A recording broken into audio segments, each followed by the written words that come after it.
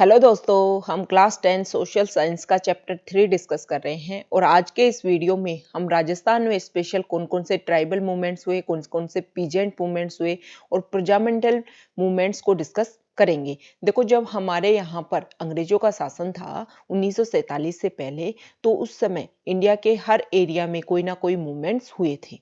चूंकि हम राजस्थान बोर्ड को स्टडी कर रहे हैं, इसलिए इसके हर चैप्टर में राजस्थान से रिलेटेड भी न्यूज़ होगी। तो इस वीडियो में हम राजस्थान में कौन-कौन से ये मूवमेंट्स हुए थे उनको हम देखने वाले हैं। Tribal and peasant movements in Rajasthan. Political awareness began in Rajasthan with the efforts of farmers and tribals. किसानों का और जो जातीय के लोग थे, जनजातियों के लोग थे, उनके एफर्ट से ही राजस्थान में राजनीतिक अवेयरनेस की शुरुआत हुई थी। अगर क्वेश्चन आ जाए कि राजस्थान में पॉलिटिकल अवेयरनेस कब से शुरू हुई, किसने शुरुआत की, तो फार्मर्स एंड ट्राइबल्स ने शुरू की थी। With when exorbitant burden of taxes was imposed on farmers, they opposed and challenged the contemporary political system. क्या हुआ, जब किसानों के ऊपर बहुत ज्यादा टैक्स लगा दिया गया और टैक्स का जब बहुत ज्यादा बर्डन आ गया किसानों के ऊपर, तो किसानों ने बोला कि जो भी ये पॉलिटिकल सिस्टम चल रहा है ना, उसको हम चैलेंज करेंगे और उसका हम विरोध करते हैं। In tribal areas of Rajasthan such movements were self motivated. Rajasthan का जो ट्राइबल एरियाज है जिसमें ये मूवमेंट्स हुए, वो सेल्फ मोटिवेटेड थे। मतलब खुद ने ही खुद को प्रेरित किया था कि हमें अपोजिशन करना है, and became a source of inspiration for the future movements which had started against injustice and unnecessary exploitation. शुरुआत में जो ट्राइबल मूवमेंट्स हुए, ट्राइबल एरियाज में सेल्फ मोटिवेटेड मूवमेंट्स हुए थे। उसके बाद में फ्यूचर में जो भी मूवमेंट्स हुए, उनको उनको इंस्पिरेशन मिली थी इन ट्राइबल मूवमेंट से, इन पीजेंट मूवमेंट से। आगे भविष्य में जो भी अन्याय हो रहा था और अनावश्यक जो उत्पीड़न शोषण हो रहा था, उसके खिलाफ लड़ने का जो शक्ति मिली, वो इन ट्राइबल मूवमेंट से मिली थी। Bhils used to reside in the southern region of Rajasthan. Bhil जो जाति है वो स्पेशली कहाँ रहती है? राजस्थान का जो दक्षिणी भाग है ना, उस क्षेत्र में रहती है। मेनली मुख्य रूप से डूंगरपुर, मेवाड़। मेवाड़ देखो, उदयपुर, राजसमंद, चित्तौड़गढ़, ये वाला जो एरिया है, इसको एक साथ में बोलते हैं मेवाड़ रीजन। प्रतापगढ़, बांसवाड़ा एंड कुशलगढ़, ये वाले एरिया में भील रहते हैं। देखो, क्वेश्चन आ सकता है कि भील जाति राजस्थान में कहाँ रहती है, तो ये जो नाम है ये हमें ध्यान होना चाहिए। Bhil is an extremely traditional tribe which is aware of its social and economic status. देखो, बहुत ही ज्यादा ट्रेडिशनल ट्राइब है जो अपने सोशल और इकोनॉमिक स्टेटस को लेकर बहुत ज्यादा अवेयर है। ठीक है, तो ये इंपॉर्टेंट उसकी कुछ विशेषता ही हो गई भील जाति की, ये हमें ध्यान होनी चाहिए कि वो अपनी सोशल और इकोनॉमिक स्टेटस को लेकर के बहुत ज्यादा अवेयर है, एक्सट्रीमली ट्रेडिशनल ट्राइब है। When their traditional rights were violated, they started opposing the rulers and the Britishers. जब उनके ट्रेडिशनल राइट्स उनसे छीने गए, तो उन्होंने क्या किया? उन्होंने ब्रिटिशर्स के और जो राजा थे उनका विरोध करना शुरू कर दिया। सबसे पहले है, फर्स्ट है भगत मूवमेंट। ठीक है, Bhagat movement for social and moral upliftment of the Bhils, Govind Guru established the Samp Sabha and formed the Bhagat movement to keep them in Hinduism.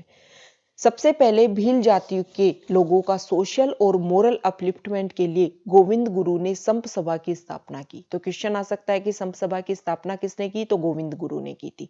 क्यों की थी?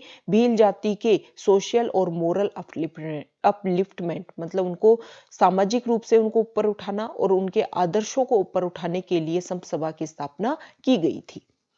बाद में ये जो संप सभा की स्थापना की और भगत मूवमेंट चलाया गोविंद गुरु ने, किस लिए चलाया? ताकि ये जो भील जाति के जो लोग हैं उनमें हिंदुइज्म मतलब हमारी जो ट्रेडिशन है वो उनमें फैल सके। The administration was concerned about the social renaissance sponsored by the Samp Sabha among the Bhils from Mewar, Dungarpur, Idar, Gujarat, Vijaynagar and Malwa. यहाँ के जो भील थे उनमें जो एक पुनर्जागरण, रेनिजा मतलब पुनर्जागरण, सोशल रेनिजा सामाजिक पुनर्जागरण जो चलाया जा रहा था संप सभा के द्वारा, इसके लिए एडमिनिस्ट्रेशन वाले बहुत ज्यादा चिंतित थे। Therefore it force the Bhils not to participate in the Bhagat movement. भीलों को बोला गया कि आप भगत मूवमेंट में पार्टिसिपेट नहीं करेंगे। When the Bhils were forced to perform begar forceful labour in fields, खेतों में जब आपको आप पर बल का प्रयोग करके, आपको डरा धमका करके जब आपसे काम करवाया जाए तो उसको बोला जाता है बेगार प्रथा। क्वेश्चन आ सकता है कि बेगार क्या है? Forceful work in fields begar है। And deprived them of their fundamental rights. भीलों से क्या किया जाता था? भीलों से बेगार प्रथा करवाई जाती थी, उनको उनके जो मौलिक अधिकार है उनसे दूर रखा जाता था। तब उन्होंने मिलकर के एक मूवमेंट स्टार्ट कर दिया। The Britishers felt that the objective of the social reform movement run by Govind Guru is the formation of a Bhil state। Britishers को ऐसा लगता था कि गोविंद गुरु ने जो संप सभा की स्थापना की है और ये भगत मूवमेंट चलाया है ना, इसका ऑब्जेक्टिव मतलब इसका जो उद्देश्य है वो ये है कि वो एक भील स्टेट बनाना चाहते हैं। राजस्थान का जो दक्षिण वाला भाग है, सर्दर्न रीजन है, जहां पर भील ट्राइब बहुत ज्यादा संख्या में रहती है, उस एरिया को बना करके मिला करके गोविंद गुरु क्या बनाना चाहते थे? एक भील स्टेट। इसलिए गोविंद गुरु को डूंगरपुर स्टेट के द्वारा अप्रैल 1913 में गिरफ्तार कर लिया जाता है, लेकिन कुछ ही समय बाद में रिलीज कर दिया जाता है, मतलब छोड़ दिया जाता है। Govind Guru proceeded towards Mangarh hills with his companions. Govind Guru अपने साथियों के साथ में मानगढ़ हिल्स की तरफ, मानगढ़ जो पहाड़ियां हैं उसकी तरफ चले जाते हैं। अक्टूबर 1913 में वो एक मैसेज फैलाते हैं और भील से अर्ज करते हैं, निवेदन करते हैं कि मानगढ़ हिल्स पे हम एक असेंबल करेंगे, मतलब एक मीटिंग करेंगे। द भील्स जो है, भील जाति के जो लोग हैं वो बहुत सारे वेपन्स लेकर के, अम्युनिशन मतलब अपने साथ में बहुत सारे हथियार लेकर के वहां पर पहुंच जाते हैं। अब ये जो भील जाति की जो यूनिटी बढ़ती जा रही थी ना, उनमें जो एकता बढ़ती जा रही थी, इससे जो ब्रिटिशर्स जो लोग थे वो बहुत ज्यादा परेशान थे, स्केर्ड थे, उनमें डर था। तो इसलिए उन्होंने, ब्रिटिशर्स ने क्या किया, एक बहुत बड़ी आर्मी वहां पर भेजी मानगढ़ हिल पर, और जैसे ही वहां पर वो आर्मी पहुंची, उन्होंने वहां पर अंधाधुंध फायरिंग कर दी। तो ऑफिशियल एस्टिमेट के अकॉर्डिंग अगर बात करें तो इस अंधाधुंध फायरिंग में 1500 से ज्यादा भील मारे गए थे। Thus the Bhagat movement was crushed mercilessly and Govind Guru was sentenced to 10 years imprisonment। इस तरीके से जो भगत मूवमेंट गोविंद गुरु ने चलाया था उसको निर्दयता से क्रश कर दिया गया, बिल्कुल कुचल दिया गया, और गोविंद गुरु को 10 साल की जेल की सजा सुना दी गई। नेक्स्ट मूवमेंट है, देखो ये कौन से मूवमेंट हम डिस्कस कर रहे हैं, ये हम कर रहे हैं ट्राइबल मूवमेंट। तो अगर क्वेश्चन आ जाए कि राजस्थान में कौन कौन से ट्राइबल मूवमेंट हुए थे, तो अगर 2 नंबर का क्वेश्चन आता है तो हम बता सकते हैं कि गोविंद गुरु ने तो चलाया था भगत मूवमेंट, और फिर दूसरा लिख सकते हैं एकी मूवमेंट। और अगर 5 या 10 नंबर का क्वेश्चन आता है तो थोड़ा थोड़ा हमें बताना भी पड़ेगा कि कैसे उसमें क्या क्या किया गया, कहाँ मानगढ़ हिल्स पे भगत मूवमेंट के दौरान गोलीबारी हुई, ये सब कुछ हमें लिखना पड़ेगा। नेक्स्ट है एकी मूवमेंट। अब देखो भगत मूवमेंट को जैसे ही क्रश किया, government policies against the Bhil continued, लेकिन भगत मूवमेंट को तो बंद कर दिया गया, क्रश कर दिया गया, लेकिन भीलों के खिलाफ जो सरकार की जो नीतियां थी ना वो खत्म नहीं हुई थी, वो रेगुलर चल रही थी। 1917 के दौरान भील और गरासिया उन लोगों ने मिल करके एक लेटर भेजा महाराणा को, और अपनी जो भी प्रॉब्लम्स है, जो भी एक्सप्लोटेटिव मतलब बहुत ज्यादा शोषणकारी जो नीतियां हैं, जो बेगार प्रथा है, इसके खिलाफ में उन्होंने बोला कि वो प्रोटेस्ट करेंगे। इस चीज को उन्होंने एक लेटर में लिख करके दिया, या तो आप इसके ऊपर संज्ञान लो, नहीं तो हम प्रोटेस्ट करेंगे।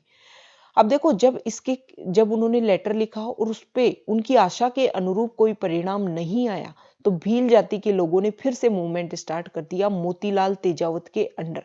मतलब लीडर कौन बना अब? मोतीलाल तेजावत। पहले कौन बना था? गोविंद गुरु।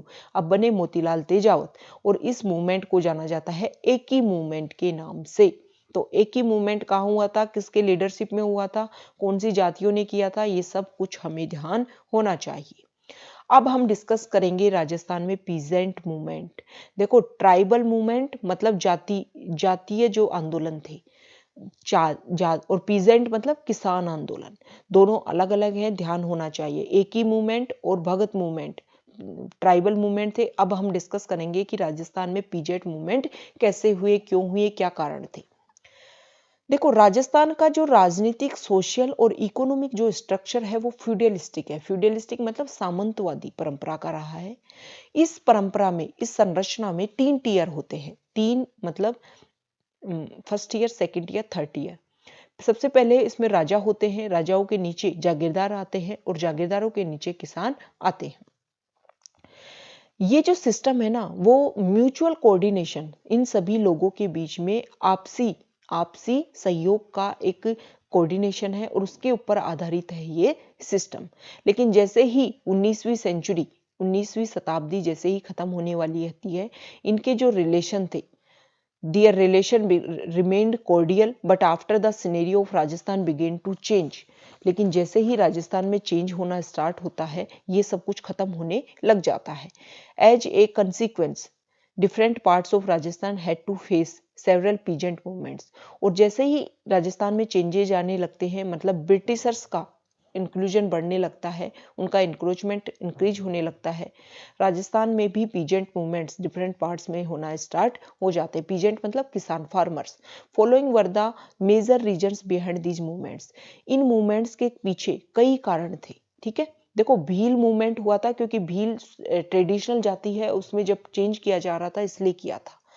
और दूसरा, उनके ऊपर बहुत ज्यादा टैक्स लगाए जा रहे थे, बेगार प्रथा उनसे करवाई जा रही थी, ये कारण थे ट्राइबल मूवमेंट की। अब पीजेंट मूवमेंट के हम कारण देखेंगे। सबसे पहले हमने देखा कि पीजेंट इंडिया में, राजस्थान में स्पेशली फीडरलिस्टिक स्ट्रक्चर थी, 3 लेवल थे और तीनों लेवल एक दूसरे के साथ में कोऑर्डिनेशन में रहते थे। लेकिन जैसे जैसे समय बीतता गया, ये कोऑर्डिनेशन टूटता गया और जगह जगह क्या होने लगे, पीजेंट मूवमेंट्स होने लगे। तो अब हम कारण डिस्कस करेंगे कि पीजेंट मूवमेंट्स के कारण क्या थे।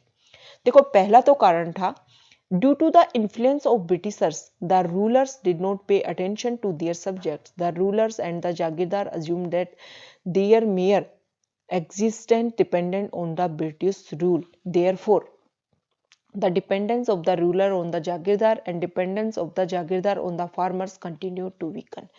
देखो क्या हुआ कि जैसे ही ब्रिटिशर्स का इन्फ्लुएंस बढ़ने लगा, रूलर्स के पास में जो जो काम थे वो उन पर ध्यान देना ही उन्होंने बंद कर दिया गया। रूलर्स को लगने लगा कि हम तो डिपेंडेंट करते हैं जागीरदार के ऊपर, और जागीरदार को लगा कि हमारी सेवा करना काम है किसानों का। तो इस तरीके से जो किसान है वो बहुत ज्यादा वीकन होने लगे, कमजोर होने लगे। In additional to with collective excessive revenue, begar lagaan taken from farmers were increasing significantly. कुछ स्टेट्स में तो देखो ये सब कुछ, लगान बढ़ गई, बेगार प्रथा बढ़ गई, रेवेन्यू कर बढ़ गया, टैक्स बढ़ गया, ये बहुत ज्यादा किसानों पर बढ़ गया। कुछ स्टेट्स में तो ऐसे था कि 300 से ज्यादा टैक्स लिए जाते थे, मतलब अलग अलग प्रकार थे तो 300 से ज्यादा प्रकार थे टैक्स के जो किसानों से वसूल किए जाते थे। इस पीरियड में the number of agriculture labourers, इस पीरियड में एक तो क्या हुआ कि जो एग्रीकल्चर लेबरर्स मतलब खेती में काम करने वाले जो श्रमिक थे, उनकी संख्या अचानक से बढ़ गई। क्यों बढ़ गई? देखो, इंडस्ट्रियल रिवॉल्यूशन हो गया था, कहां पर? इंडस्ट्रियल रिवॉल्यूशन हो गया था यूके में। अब यहां से हमारे इंडिया से रॉ मटेरियल ले जाते, वहां से मशीनों से सामान बनवाते और हमारे बाजार में सामान लेकर के आते। अब हमारे जो यहाँ पर जो भी हमारे जैसे कपड़े बनने वाले लोग थे, कपड़े सिलने वाले लोग थे, या और भी कुछ चीजें बनाने वाले लोग थे, हथकरघा उद्योग, जो भी हाथ से सामान बनाया जाता था, अब हाथ से सामान बंदा बनाएगा तो उसकी कीमत ज्यादा होती थी। वहां इंडस्ट्रियल मशीनें काम करती थी तो कीमत सस्ती होती थी, इसलिए जो लोग हैं वो सामान खरीदने लग गए उनका। तो यहाँ के जो लोग थे, जो भी कारीगर थे, उनका धंधा हो गया ठप। तो एक तरीके से वो एग्रीकल्चर की तरफ बढ़ने लग गए, क्योंकि जीने के लिए कुछ तो चाहिए, तो एग्रीकल्चर की तरफ शिफ्ट हो गई। अब जैसे ही एग्रीकल्चर में लेबरर्स की संख्या बढ़ने लगी तो क्या हुआ, एग्रीकल्चर में भी क्या हो गया, स्ट्रगल होना स्टार्ट हो गया, क्योंकि बहुत सारे लोगों का जो ऑक्यूपेशन है वो छिन गया था। अब जैसे ही इन नंबर की संख्या बढ़ गई, जो जागीरदार है वो तो एरोगेंट हो गई, उनको तो लगा कि खेती में पता नहीं कितना क्या लोगों के सेविंग हो रही है, इसलिए उनके मन में क्या आ गया, एरोगेंस आ गया कि और ज्यादा टैक्स बढ़ाया जाए। अब देखो, एग्रीकल्चर लेबरर्स तो बढ़ते जा रहे थे, लेकिन जो खेती में जो पैदावार हो रही थी उसकी जो प्राइस है वो घटती जा रही थी, क्योंकि यहाँ से जो भी सामान अंग्रेज हमसे खरीद रहे थे वो उसका हमें क्या नहीं देते थे, ढंग से पैसा ही नहीं देते थे। अब प्राइस तो कम होती जा रही थी, लेकिन जब ही उस रॉ मटेरियल से जब सामान बनकर आ रहा था तो उसकी प्राइस बढ़ रही थी। इससे जो किसानों का जो रेवेन्यू है ना, जो जागीरदार है वो ज्यादा रेवेन्यू लेने लगे। देखो किसानों, मान लो ये खेत है, इससे किसान पैदावार कर रहा है। अब इस रॉ मटेरियल को कौन खरीदेंगे? या तो खरीदेंगे जागीरदार या खरीदेंगे कौन? ब्रिटिशर्स। अब इसका देंगे पैसा कम, ठीक है।